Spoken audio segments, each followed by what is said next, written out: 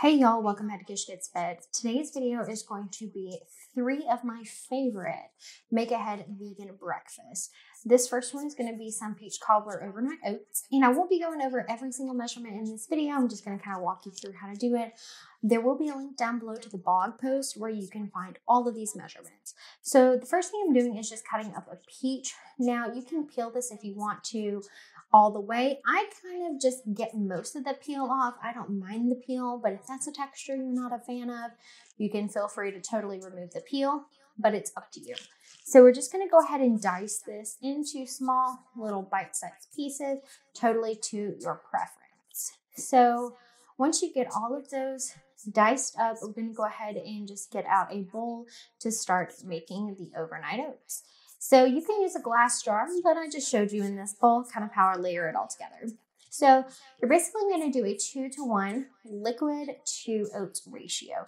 So you're going to be wanting to use old-fashioned rolled oats, not the quick oats and not still cut oats. You could use the quick oats, but it gets a little bit too mushy for me. So you're going to add a half a cup of those oats. Now you could double this and make several portions and put it in separate containers, but I'm just going to be doing one rather large portion. And so then I'm going to use 1 cup of soy milk, and this is vanilla soy milk. You can use whatever plant-based milk that you like. And then I'm going to be adding about a half a teaspoon to a teaspoon of cinnamon. Again, also based on your preference there. I like mine pretty cinnamony, if you would say.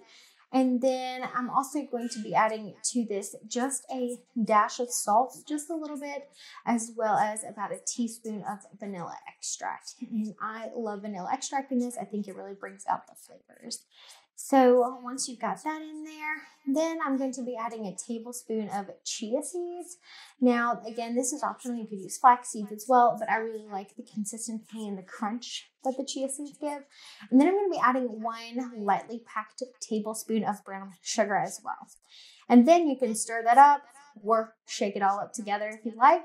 Then you're going to put your peach on top, just like so. And then you're going to seal it.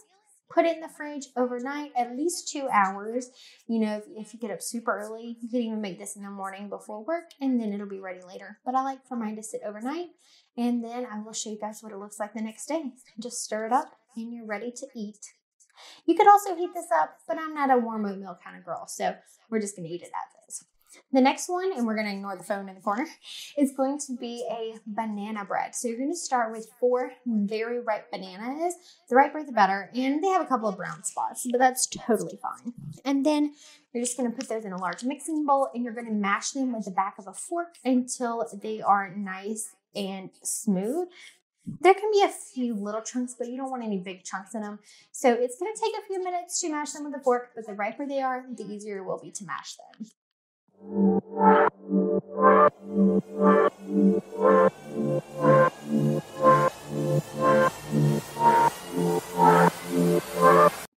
Once all of those bananas are mashed, you're going to add in your melted coconut oil, as well as the applesauce and the vanilla extract and the brown sugar. And I'm really sorry if you can hear my dog whining in the background.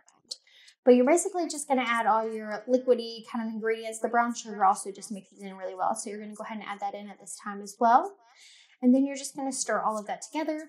And then you're going to add in your sifted flour and your cinnamon. Now, you can also use nutmeg in this. And the recipe I'm using right now, I'm going to be using self-rising flour. You can use all-purpose flour if you want. And you just have to add some salt and baking soda and baking powder to it. But I'm lazy, so we're just going to go ahead and use that self-rising flour. And then once that's mixed in, you can also add in some chopped nuts of choice. Walnuts are popular in this, but I actually can't eat walnuts. So I'm going to be adding some chopped pecans to it. Again, totally optional.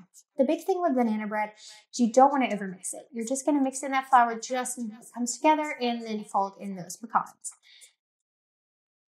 And then you're going to take some of your coconut oil and just go ahead and grease the bread pan, fill it up, pop it in the oven at 375 for about 45 minutes or until a toothpick comes out clean.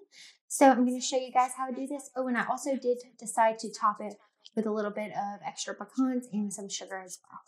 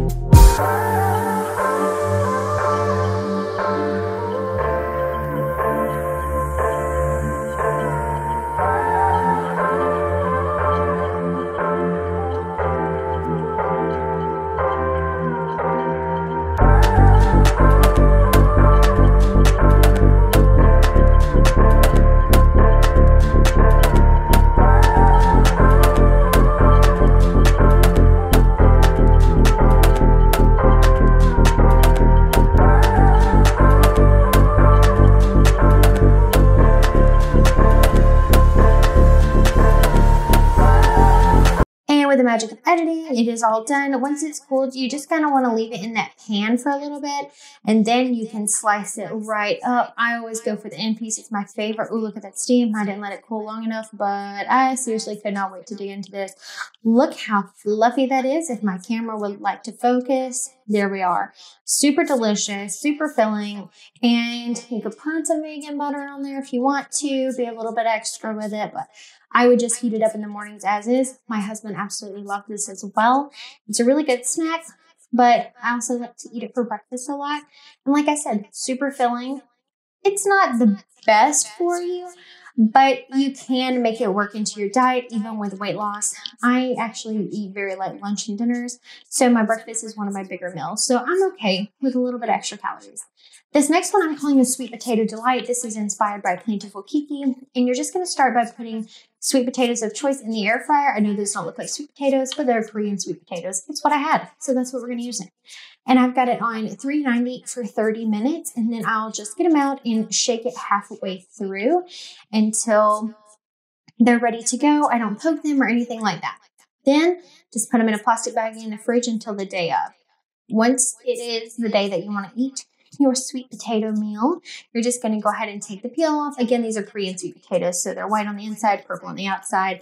But you can use whatever you got. They sell a big bag real cheap at Walmart, and that works just as well. So I'm going to go ahead and cut it, and then I kind of mush it a little bit, and then just stick it in the microwave for about 2 minutes. And then once it's nice and warm, all you're going to do is put on top your banana, and this is a sliced banana, some flaxseed meal. You can choose to use hemp hearts as well, would be delicious. And then we're going to also top it with some cinnamon, and then I go in with some maple syrup. You can use brown sugar or maple syrup, but maple syrup is definitely mine of choice. So I'm going to go ahead and just put like the itty bitty amount on there. And then I always serve this with some broccoli because I really like my veg in the morning. So that is the final breakfast for this video. So I hope you guys enjoyed it. Thank you so much for watching. I will see you in the next one.